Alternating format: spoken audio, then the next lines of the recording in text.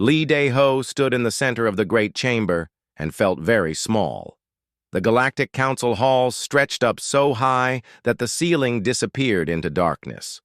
Around him, in perfect circles, sat 47 different species from across the galaxy. Some looked almost human, while others were so strange that Lee still had trouble understanding how they could even exist. The air hummed with the sound of translation machines, working to turn each word into languages that had evolved on. Worlds Lee had never seen. The smell was odd, too, a mix of different atmospheres that each species needed to breathe. Some delegates wore special suits, while others sat in floating bubbles filled with their home air. Lee had been Earth's ambassador to the Galactic Council for only 3 months. 3 months since humanity had been accepted as the 48th member species. 3 months since humans had been told they were finally civilized enough to join the galaxy's governing body. At first it had seemed like the greatest day in human history. Now Lee was not so sure. Counselor Vextar of the Hegemony rose from his seat. The Hegemony controlled 12 star systems and was one of the most powerful voices in the council. Vextar looked like a cross between a lizard and a bird, with scales that shifted color when he spoke. Right now they were deep red, which Lee had learned meant the alien was serious about something important. "Ambassador Lee," Vextar said, his words coming through Lee's earpiece in perfect English. "We have called this special session to discuss a matter of great importance to galactic peace and security." Lee nodded politely. He had been expecting this meeting for weeks. The other ambassadors had been whispering about it in the corridors. Even his own staff had heard rumors that something big was coming. "The Council has observed humanity's behavior since your acceptance into our body," Vextar continued. "We have watched your ships travel through our space. We have seen your military, vessels, and studied your weapons. We have read your history and analyzed your culture." Lee kept his face calm, but inside he was starting to worry. This did not sound like it was going to be good news. Counselor Thren of the Trading Consortium stood up next. The consortium controlled most of the trade routes between star systems. Thren looked like a tall, thin human, but with blue skin and 4 arms. "Ambassador Lee, humanity is a young species. You have only had space travel for a few hundred of your years. Most species in this chamber have been exploring the stars for thousands of years." "That is correct," Lee replied. He was not sure where this was going, but he knew it was not anywhere good. "Young species often make mistakes," said High Speaker Zilmon of the Military Federation. The Military Federation was supposed to keep peace between star systems. Zilmon was covered in what looked like living metal and had no face that Lee could see. "They act without thinking. They fight when they should talk. They take risks that put everyone in danger." Lee felt his stomach drop. He was starting to understand what this was about. Vextar's scales turned darker red. "The Council has reviewed humanity's military capabilities. Your ships are fast and well-armed. Your soldiers are trained and experienced. Your weapons are effective.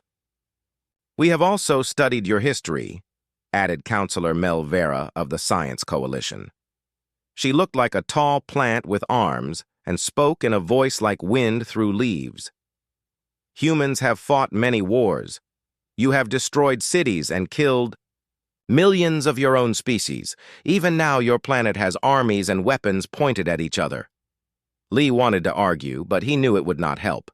Everything they were saying was true. Humans had fought wars.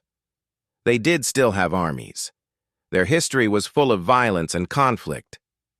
"The Council believes," Vextar said slowly, "that humanity needs guidance. You need teachers who can show you how to live peacefully in the galaxy. You need protection from your own impulses." "What exactly are you proposing?" Lee asked, though he was afraid he already knew. Thren spread all 4 of his arms wide. "The Council offers humanity a great gift. We will take responsibility for your military forces. Your ships will be commanded by experienced council officers. Your weapons will be controlled by those who understand how to use them properly. Your soldiers will serve under leaders who know the ways of peace. In return, Zilmon added, humanity will be protected by the full power of the Council's forces. No enemy will dare attack you while you are under our care. Lee looked around the chamber. Everywhere he turned, he saw alien faces nodding in agreement. The Zenthari, with their crystal bodies, sparkled as they moved their heads up and down. The Korthons, who looked like walking trees, swayed in what Lee had learned was their way of showing approval. Even the usually neutral Etherians, beings of pure energy who rarely took sides, were glowing brighter in support. This is for your own. Good, said Counselor Pexinel of the Diplomatic Corps. Young species that keep their own militaries often destroy themselves or attack their neighbors. We have seen it happen many times. The Council cannot allow such risks. How long would this guidance last? Lee asked. Until humanity has proven it can be trusted, Vextar replied. Perhaps a few hundred of your years, maybe longer. It depends on how quickly you learn. Lee felt anger rising in his chest, but he forced it down. Getting angry would only prove their point about humans being too emotional and violent. Instead, he took a deep breath and thought about what to say. And if humanity refuses this offer? He asked quietly. The chamber became very quiet. Lee could hear the hum of life support systems and the whisper of air recyclers. Finally, Vextar spoke. That would be unfortunate, the alien said. The Council exists to protect peace and order in the galaxy. Species that threaten that peace must be dealt with appropriately. Lee understood. It was not really an offer at all. It was an ultimatum. Give up your military, or be treated as an enemy of the galaxy. He looked around the chamber one more time. 47 species all staring at him, waiting for his answer. Some looked sympathetic, others looked impatient. A few looked like they were hoping he would refuse so they could justify doing something unpleasant. Lee thought about Earth. He thought about the billions of humans who had trusted him to represent them in this chamber. He thought about the ships and soldiers and weapons that these aliens wanted to control. He thought about what it would mean for humanity to give up the right to defend itself. I understand the Council's position, he said finally. This is a very serious proposal that will require careful consideration by my government. How long do you need?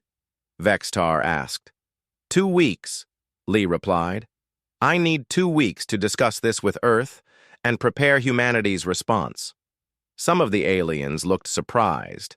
They had probably expected him to argue or get angry or maybe even accept right away. Instead, he was asking for time to think. Very well, Vextar said after looking around at the other council members. Humanity has 2 weeks to decide. We will meet again in 14 standard days to hear your answer. Thank you, Lee said with a polite bow. The council's patience is appreciated. As the session ended and the aliens began to file out of the chamber, Lee stood alone in the center of the great room. His hands were shaking slightly, and his heart was beating fast. He had just heard what might be a declaration of war against humanity, delivered in polite diplomatic language. He activated his personal communicator and sent an encrypted message to Earth. The message was short but clear. Emergency session required. Prepare for the worst. Then Lee Daeho walked out of the chamber and began planning for the most important conversation in human history. Dr. Choi Min-ho had never wanted to be a diplomat. He was a scientist, someone who studied alien life forms and tried to understand how different species evolved on different worlds. He was much more comfortable in a laboratory than in a meeting, room full of powerful aliens who could decide the fate of humanity. But here he was, standing where Lee Daeho had stood 2 weeks ago, facing the same 47 species in the same great chamber. The difference was that this time he was not here to listen. He was here to give humanity's answer, Lee was still on the station, but he was not the one delivering the message. The decision had been made on Earth that a scientist would be better than a career diplomat for what they had to say. Scientists were supposed to be calm and logical. They were supposed to deal with facts instead of emotions. The facts were not good for the Galactic Council. Choi looked up at the alien faces, staring down at him. Some looked curious, others looked impatient.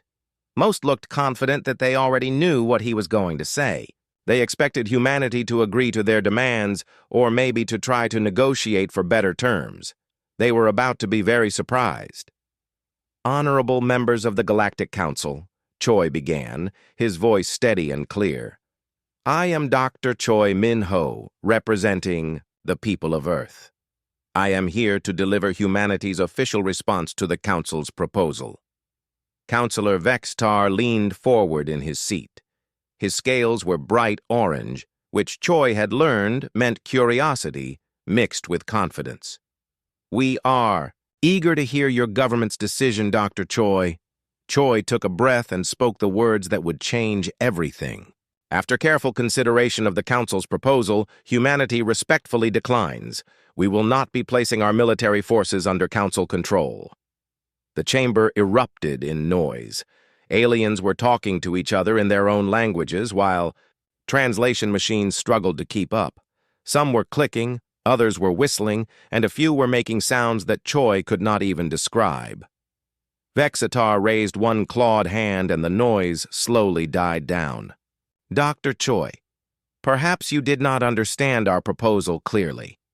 We are offering humanity protection and guidance. We are offering to help you avoid the mistakes that young species often make." "We understood perfectly," Choi replied. "Humanity appreciates the Council's concern for our welfare. However, we prefer to make our own decisions about our defense and our future." Councillor Thren of the Trading Consortium stood up quickly. "Dr. Choi, you must understand the benefits of accepting our offer. The Council can provide security, trade, opportunities, and scientific knowledge. We can help humanity grow and prosper." "We are grateful for the Council's generous offer," Choi said politely. "Unfortunately, we must decline." High Speaker Zilmon's metal body reflected the chamber lights as he moved. "Dr. Choi, the Council has a responsibility to maintain peace and order in the galaxy. We cannot allow threats to that peace to exist."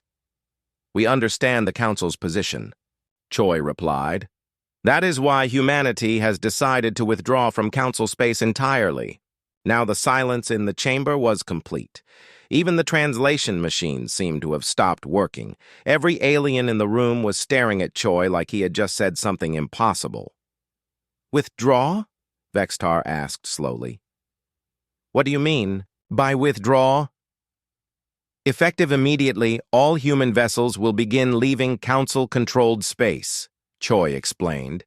"All human personnel will be removed from Council stations and facilities. All human trade agreements with Council members will be terminated. All human research projects in Council space will be shut down." Councillor Melvera of the Science Coalition made a sound like wind through dry grass. "Dr. Choi, you cannot simply leave. No species has ever left the Council." "We are not leaving the Council," Choi said patiently. "We were never really members of the Council. We were guests who were told we could stay if we followed certain rules. Now we are choosing to go home." "But your trade routes," Thren said, his forearms waving in confusion. "Your research stations, your diplomatic missions. You cannot just abandon everything." "We are not abandoning anything," Choi replied. "We are taking our property and our people and returning to human space. Any Council species that wishes to trade with humanity or work with human scientists will be welcome to visit our territory. But we will do so as equals, not as subjects." Vextar's scales had turned deep purple, which Choi knew meant anger and confusion. "Dr. Choi, this is not how galactic politics work. Species do not simply leave when they do not like the rules. They negotiate, they compromise, they find ways to work together." "Humanity tried to work together," Choi said. We joined the council in good faith. We followed your rules and respected your customs. But when we were told we must give up our right to defend ourselves, we realized that we were not really welcome here as equals. You are making a terrible mistake, said Councillor Pecksnall of the Diplomatic Corps. Humanity needs the Council more than the Council needs humanity. You are a small, young species with limited resources. Without our protection and guidance, you will struggle to survive. Choi smiled politely. Perhaps, but we would rather struggle as free beings than live comfortably as slaves. The word slaves hit the chamber like a physical blow. Several aliens made angry noises, while others looked shocked that a human would use such a strong word. No one. Use the word slaves, Vextar said angrily. We offered guidance and protection. We offered partnership. You offered to take our weapons and put your officers in command of our ships, Choi replied calmly. You offered to control our military and make our defense decisions for us. Perhaps different species have different words for such arrangements, but humans call that slavery. The chamber erupted in angry voices again. This time it took much longer for Vextar to restore order. Dr. Choi, the alien leader said when the noise finally died down, perhaps we can discuss modified terms. Perhaps humanity can retain some control over its forces while still accepting council oversight. Thank you for the offer, Choi said, but humanity has already made its decision. We will be leaving council space peacefully and immediately. We hope the council will respect our choice and allow us to depart without interference. And if we do not allow you to leave, asked High, Speaker Zilmon, what if the Council decides that humanity's withdrawal would be harmful to galactic stability? Choi's smile never wavered, but his eyes grew cold. Then you would be proving that everything we believed about the Council's true nature was correct. You would be showing that you never saw us as partners, only as property to be controlled. The threat was clear even though it was spoken politely. If the Council tried to stop humanity from leaving, it would confirm that they were exactly what Choi had called them. It would prove that the Council was interested in control, not cooperation. How long will this withdrawal take?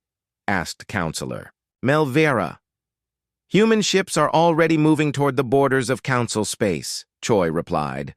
All personnel and equipment will be removed within 30 standard days. All trade agreements will be terminated within 60 days. All research projects will be completed or transferred within 90 days. You had this planned before you even came here, Vextar accused. We had contingency plans, Choi admitted. Humanity always prepares for multiple possibilities. We hoped the Council would reconsider its demands, but we were ready to act if necessary. The aliens looked at each other uncertainly. This was not how they had expected the meeting to go. Young species were supposed to be frightened by ultimatums. They were supposed to beg for protection or try to bargain for better terms. They were not supposed to simply pack up and leave.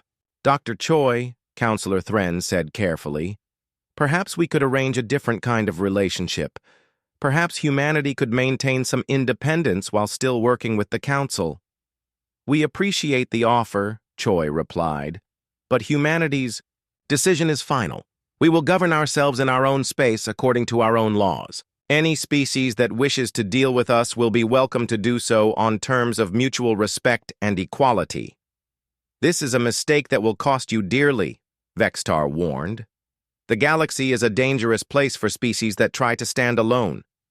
Perhaps, Choi said calmly, but it is our mistake to make.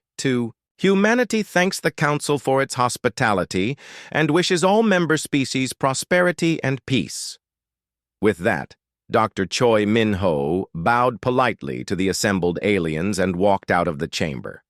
Behind him, 47 species sat in stunned silence, trying to understand what had just happened. For the first time in galactic history, a species had simply said no and walked away. And somehow, that quiet refusal felt more dangerous than any threat or ultimatum ever could. Trade Master Vorth of the Consortium had been moving cargo between star systems for over 300 years. He understood shipping routes the way other beings understood breathing. Every ship, every station, every trade lane was part of a vast network that he could see in his mind like a living map. That map was broken now, and Vorth could not figure out why. He stared at the holographic display floating above his desk, showing cargo movements across 17 different star systems. The numbers were all wrong.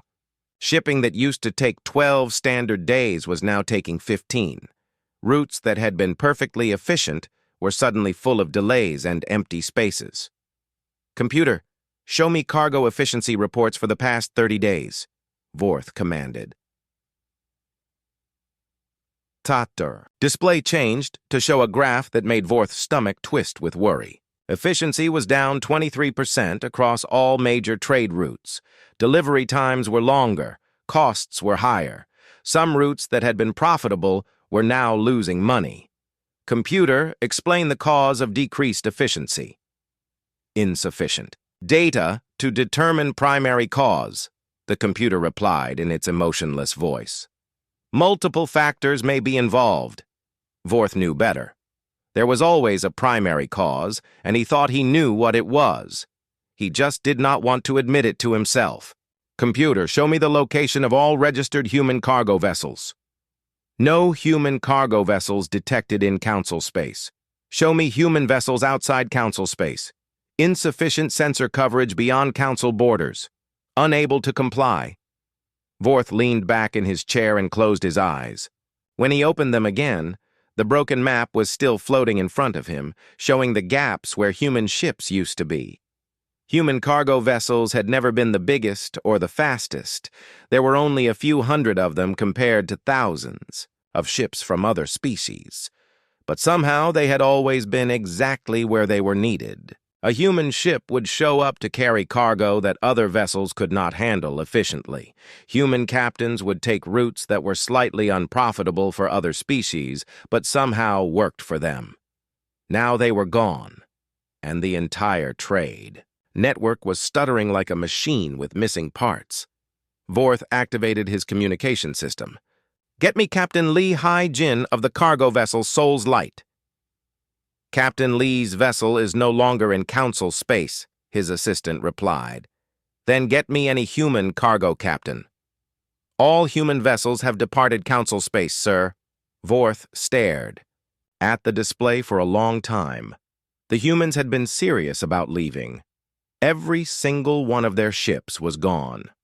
Across the galaxy, Research Director Yelthara was having her own problems. She stood in the center of the Advanced Physics Laboratory on Station Nexus Prime, surrounded by equipment that was supposed to be conducting 17 different research projects. Only 8 of the projects were still running. "Dr. Park, are you receiving this transmission?" she asked, speaking into empty air. Silence. She had been trying to contact Dr. Park Sumin for 3 days. Park was a human physicist who had been working on quantum field manipulation experiments. His research had been producing remarkable results, solving problems that had puzzled other species for decades. Now his laboratory was empty and his communication frequencies were dead. "Computer, show me the status of Project 7 Alpha," Yelthara commanded. "Project 7 Alpha is suspended, pending return of primary researcher Dr. Nam Woo-hyun. Status of Project 12 Beta. Project 12 Beta is suspended pending return of primary researcher Dr. Kim So-ra. Show me all active projects involving human researchers." "No active projects involving human researchers detected." Yelthara made a sound of frustration that came out like steam escaping from a pipe. The humans had not just taken their ships when they left, they had taken their scientists too. And somehow those scientists had been more important to Council research than anyone had realized. The quantum field manipulation project was dead without Dr. Park's innovative theories. The stellar engineering project had stalled without Dr. Nam's mathematical models. Even the xenobiology research had slowed down without human perspectives on biological adaptation. It was not that humans were smarter than other species. It was that they thought differently. They asked questions that other species did not think to ask. They saw solutions that other minds missed. Now those minds were gone, and 17 research projects were slowly grinding to a halt. On the military side of things, Fleet Admiral Kexazar was reading patrol reports and trying to understand why piracy incidents had increased by 47% in the past month. "Lieutenant, explain to me why 3 cargo ships were attacked in the Vega sector last week," he demanded. "Unknown, sir," the lieutenant replied. "Our patrol ships are following standard routes and maintaining normal schedules." "Then why are pirates suddenly so bold?" The lieutenant hesitated before answering. "Sir, we believe the pirates are taking advantage of reduced security coverage in certain areas." "What reduced security coverage?" "We have not changed our patrol patterns." "No, sir, but human merchant vessels are no longer traveling through those areas. Many of those ships were armed, and their captains often reported suspicious activity. Without their presence, pirates may feel safer operating in regions that used to have additional security." Kexazar studied the star charts spread across his desk. Human merchant ships had never been officially part of Council security forces. They were just traders moving cargo from one system to another. But apparently they had been doing more than just trading. Human captains had been sharing intelligence about pirate movements. Human ships had been deterring attacks simply by being present in dangerous areas. Some human vessels had even intervened directly when they witnessed crimes in progress. "How many human ships were providing unofficial security coverage?" Kexazar asked. "Approximately 400 vessels, sir. They were not military ships, just well-armed traders and explorers. 400 ships spread across dozens of star systems. Not enough to patrol everything, but enough to fill in gaps that official Council forces could not cover. Enough to make pirates think twice about attacking in areas where a human ship might show up unexpectedly." Now those 400 ships were gone, and the pirates knew it. Chief Administrator Paul Green was having the worst day of his very long career. He sat in his office on the Council station, staring at financial reports that made no sense. "Computer, recalculate Council operating budget for the current fiscal period. Budget calculation complete. Current projected deficit, 437 million credits." Polgreen made a noise that sounded like a dying fish. "Explain the source of this deficit. Primary factors include decreased membership fees, reduced trade taxation, and elimination of human research grants and facility fees." "How much revenue did human activities generate?" "Human membership fees and associated taxes accounted for 12.7% of total Council revenue. 12.7%. Polgreen had known that humans paid their fees and taxes like all Council members, but he had never calculated how much they actually contributed. For such a young species with limited territory, they had been surprisingly prosperous. Their merchant ships had generated trade taxes. Their research facilities had paid station fees. Their diplomatic mission had purchased supplies and services. Even their tourists had spent money on Council worlds. All of that revenue was gone now, and the Council budget was collapsing. "Computer, project long-term financial impact if human revenue is not replaced. Insufficient data for accurate long-term projection. Estimated timeline for budget crisis, 6 months to 2 years, depending on economic factors." Polgreen leaned back in his chair and wondered how he was going to explain this to the Council. Somehow, humanity's quiet departure was going to force major budget cuts across all Council operations. But the worst reports were coming from the border regions. Ambassador Hixalara had returned from her diplomatic mission to human space with news that made everyone uncomfortable. "They would not even talk to me," she reported to the emergency Council session. "I requested permission to enter human space and was denied. I asked for a meeting with their representatives and was told they were not accepting diplomatic contact." "What exactly did they say?" asked Councillor Vextar. "The message was very polite," Hixalara replied. "They thanked me for my interest in establishing communication. They expressed hope that I would understand their need for privacy during their transition period. and they firmly declined all requests for meetings or negotiations. Did they give any indication of when they might be willing to talk? No. The impression I received was that they have no intention of resuming diplomatic contact anytime soon.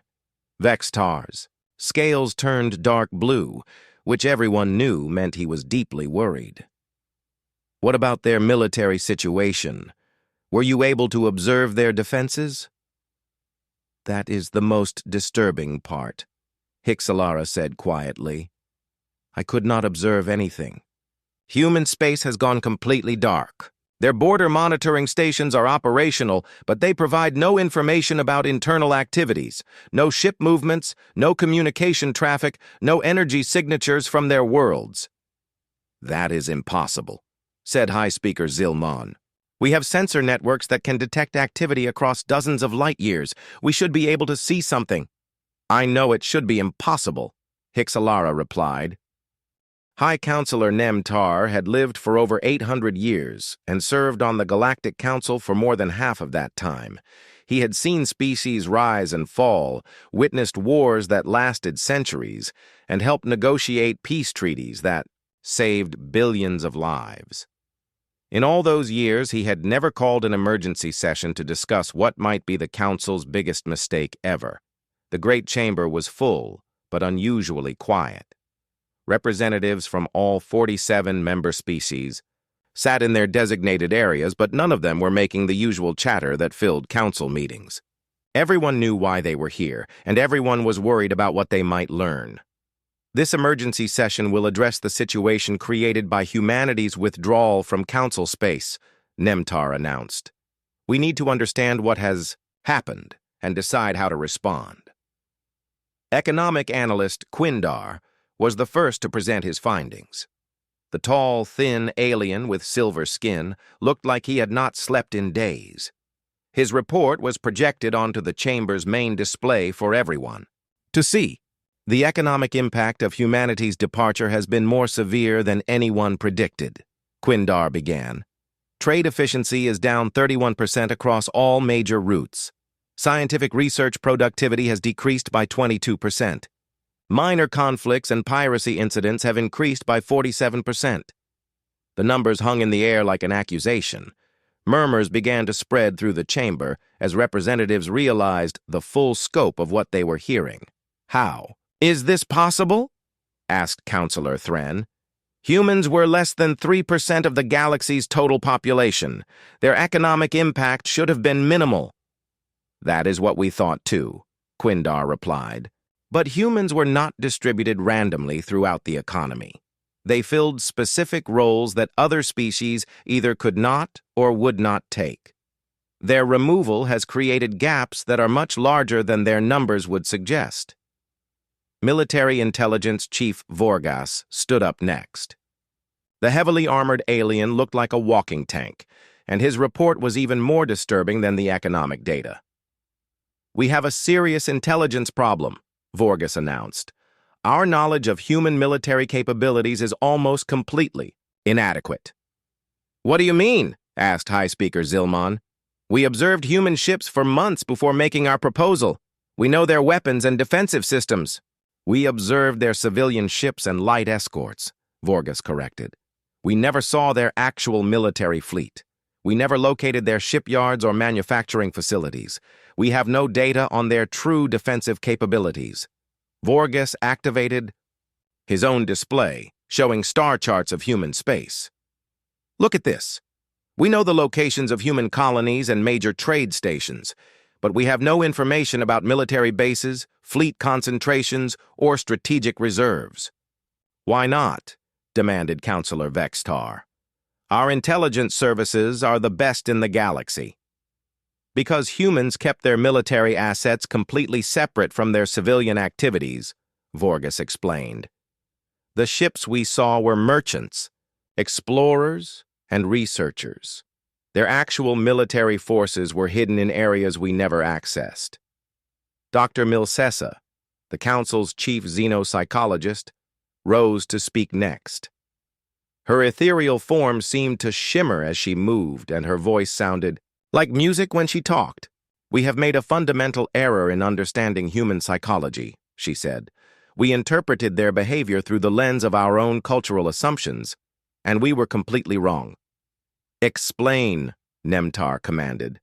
"We saw human compliance with council rules and procedures as evidence of submission to authority.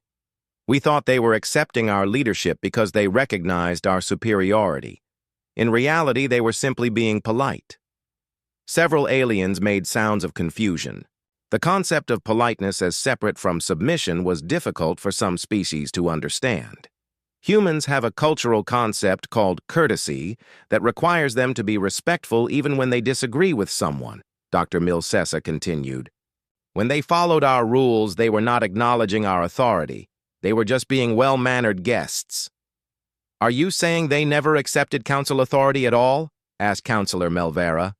"I am saying they never understood that." "We expected them to accept our authority," Dr. Milsessa replied. "They thought they were joining a cooperative organization where all members had equal voices.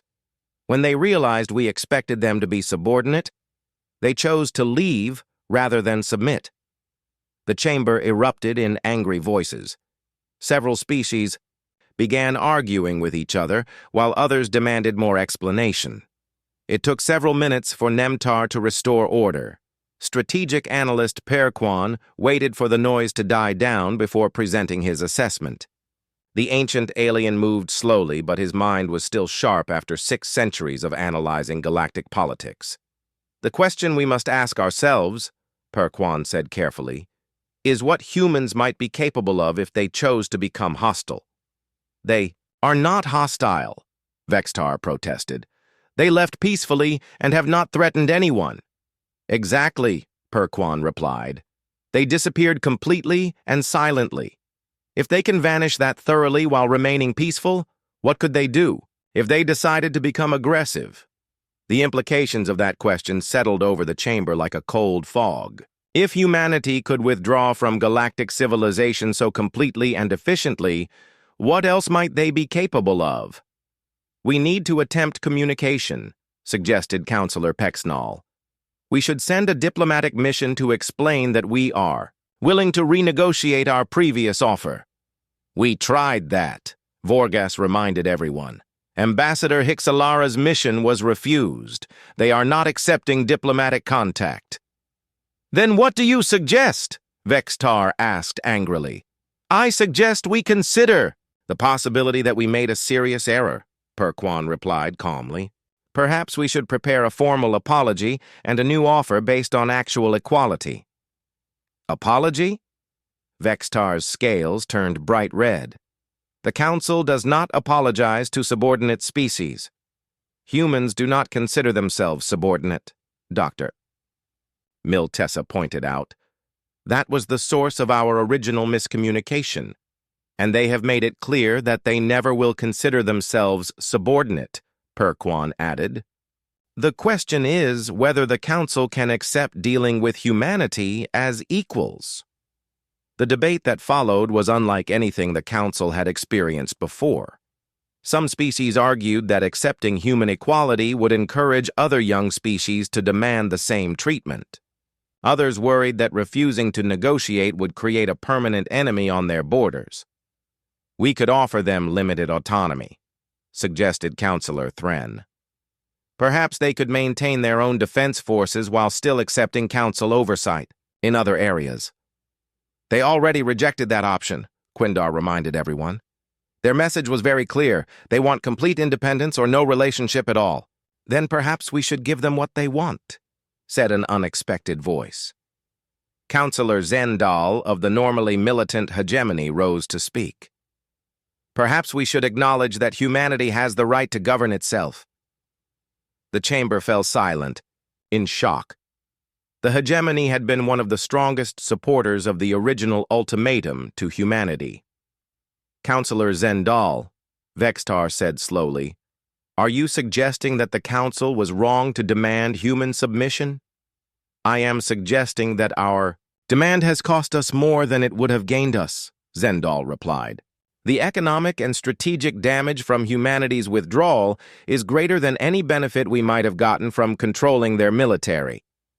But if we give in to human demands, other species will expect the same treatment, protested High. Speaker Zilmon. Other species are not humans, Dr. Milsessa pointed out. Most species do accept the concept of hierarchical authority. Humans appear to be genuinely different in this regard. Different enough to be dangerous, Perquan added quietly. That comment sparked another round of debate, but this time the tone was different.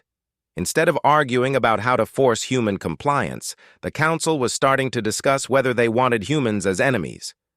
What if we simply declared them a neutral party? Suggested Councillor Melvera. We could establish formal borders and agree to non-interference. That would still leave the question of how to replace the economic and strategic benefits they provided, Quindar pointed out.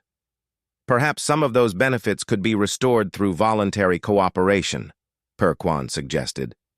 If we approached humanity as equals and offered genuine partnership instead of demanded submission. You are talking about completely changing how the council operates, Vextar said angrily. Perhaps the council needs to change, Zendal replied. Perhaps we have become too comfortable with the assumption that newer species must automatically be subordinate to older ones. The debate continued for hours, but gradually a consensus began to emerge. The council's ultimatum to humanity had been based on assumptions that were wrong. The cost of humanity's withdrawal was higher than anyone had expected, and the risk of having humanity as a permanent enemy was greater than the benefit of controlling their military. Finally, High Counselor Nemtar called for order. I believe we have heard enough analysis and debate. The question before us now is simple. Should the Council attempt to restore relations with humanity on terms of equality? The vote was closer than anyone had expected, but the result was clear. By a margin of 27 to 20, Captain Wolvera had been hauling cargo between star systems for most of her adult life. She knew the shipping lanes like other people knew their own homes. She could identify most ship types from their engine signatures alone. That was why she was so confused when her sensors detected something that should not exist. Computer, identify the vessel approaching docking port 7, she commanded from the bridge of her freighter. Vessel classification, human cargo transport. Ship registry, Soul's Pride. Captain, Yun Tai Min. Wolvera stared at the display screen showing the approaching ship. It looked human, but that was impossible. There had been no human ships in Council space for 6 months. Every human vessel had departed when their species withdrew from galactic civilization. Computer, verify identification. Are you certain that is a human ship? Identification confirmed. Soul's Pride is registered as a human cargo vessel from Earth. Wolvera felt her stomach twist with confusion and worry. She opened a communication channel to Haven Station's control center. Haven Control, this is Captain Wolvera. I am observing what appears to be a human ship requesting docking permission. Please advise. Confirmed, Captain Wolvera, came the reply from Station Chief Bram Kaur. We are as surprised as you are. The human captain has provided proper identification and is following all standard docking procedures. Where has he been for the past 6 months? He says he has been on Earth. Wolvera studied the human ship more carefully as it maneuvered toward the docking port. Soul's Pride looked similar to other human cargo vessels she remembered, but there were differences. The hull seemed sleeker somehow, and there were modifications she did not recognize. The engine signature was also slightly different, more efficient than she remembered human engines being. Haven Control, request permission to speak with the human captain. Permission granted, switching you to direct communication. A new voice came through Wolvera's speakers, speaking in accented, but clear galactic standard. This is Captain Yun Tai Min of Soul's Pride. How can I help you? Captain Yun, this is Captain Wolvera of the freighter Bright Horizon. I am curious about where you have been for the past 6 months. I have been on Earth with my family, Yun replied pleasantly. It was good to spend time at home after so many years traveling. But human space has been closed to outside contact. No one has been able to communicate with your people. That is correct. We needed time to reorganize our affairs without outside interference. Now we are ready to resume selective activities. The word selective caught Wolvera's attention. What do you mean by selective? We are interested in working with certain species and individuals who respect our independence. We are not interested in dealing with those who see us as subordinates to be controlled. Wolvera thought about that answer for a long time. It sounded like humans were returning to galactic civilization, but only on their own terms. Over the next few weeks, more human ships began appearing in various parts of the galaxy. Not many, perhaps a few dozen, but enough to be noticed. They all followed the same pattern as Soul's Pride. The ships looked familiar but different, with subtle modifications that made them more advanced than before. Captain Lee Hai-jin brought her modified cargo vessel to the Vega trade station and immediately attracted attention from other merchants. Her ship moved faster than human vessels used to move, and its cargo capacity seemed larger despite being the same size. When Station Chief Torgon asked about the modifications, Lee smiled politely and said, "We have been busy improving our technology." "What kind of improvements?" Torgon pressed. "The kind that allow us to be more competitive in the marketplace," Lee replied. "We are always looking for ways to serve our customers better."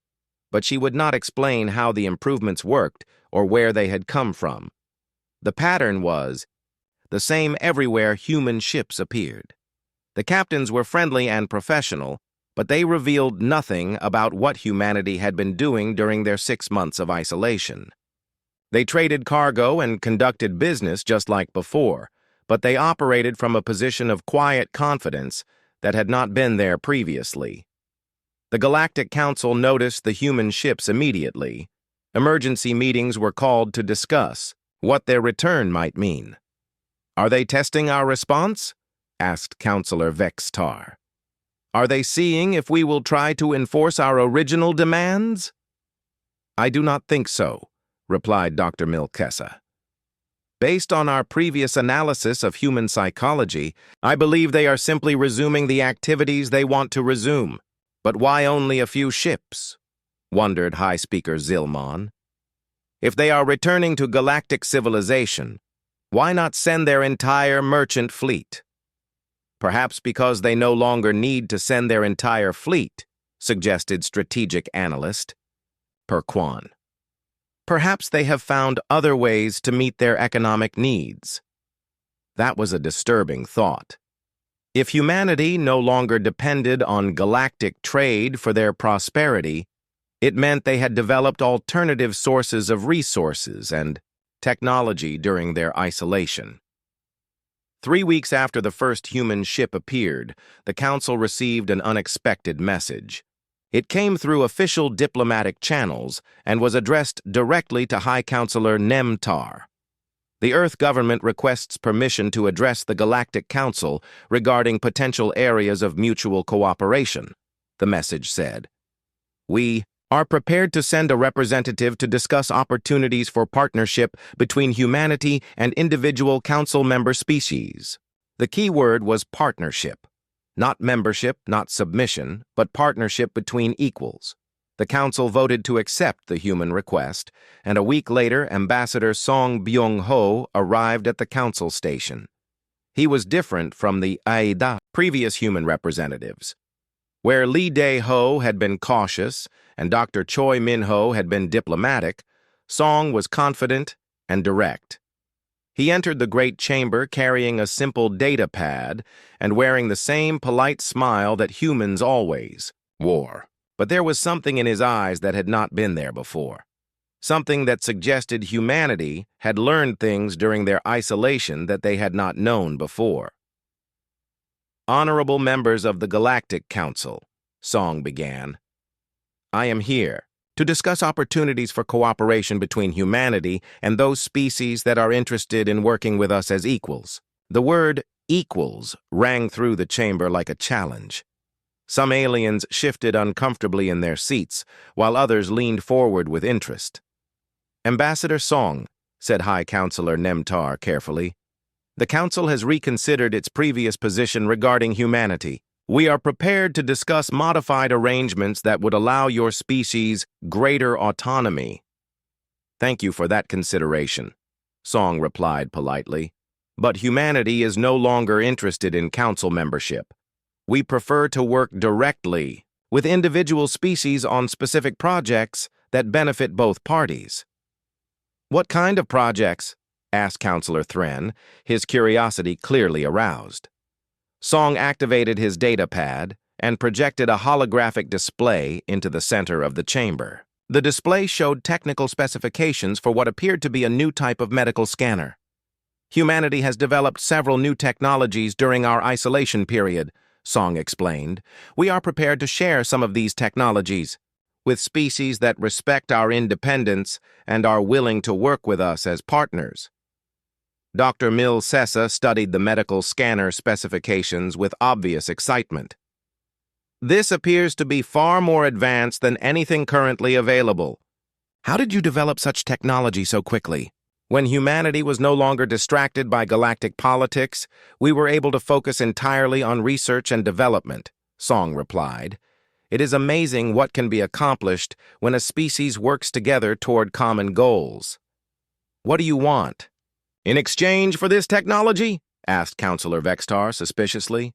Fair trade relationships, Song answered simply. Access to certain raw materials that are more efficiently obtained through trade than through conquest, scientific collaboration on projects of mutual interest, cultural exchange programs for those species that are interested. And what about military cooperation? Asked High Speaker Zilmon. Song's smile became slightly colder. Humanity will defend itself using its own forces under its own command. We are not interested in military alliances that compromise our independence. However, we are willing to share defensive technologies with species that face genuine threats. The offer was clear and the terms were non-negotiable. Humanity would share advanced technology and engage in beneficial trade, but only with species that treated them as equals. They would not join the Council or accept any form of external authority. What if some species are not interested in these partnership arrangements? Asked Counselor Zendal. Then those species can continue to live their lives without human involvement, Song replied. We have no interest in forcing cooperation on anyone. We are simply offering opportunities to those who want them. The discussion that followed was unlike any diplomatic negotiation in Council history. Usually, new species came to the Council seeking admission and protection. They offered tribute and accepted subordinate status in exchange for the benefits of galactic civilization. Humanity was offering benefits while demanding nothing except respect for their independence. They were not asking for protection or guidance. They were not seeking Council approval for their policies.